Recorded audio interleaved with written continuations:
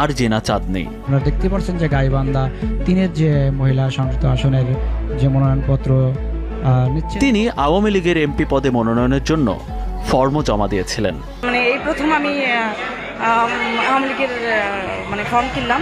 আমার বাবা এবং দাদা নানা সবাই আওয়ামী লীগের সাথে সম্পৃক্ত, এবং আমার আব্বু আপনার রাজনৈতিকভাবেই ছোটবেলা থেকেই ফ্যামিলিগতভাবে আমরা রাজনৈতিক পরিবার থেকে এসেছি।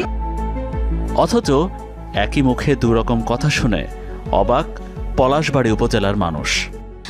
আমি বিএমপি ফ্যামিলির সন্তান। আমার বাবা দীর্ঘ 40 বছর যাবৎ বিএমপি করছে, এটা পলাশবাড়ি থানার সবাই জানে।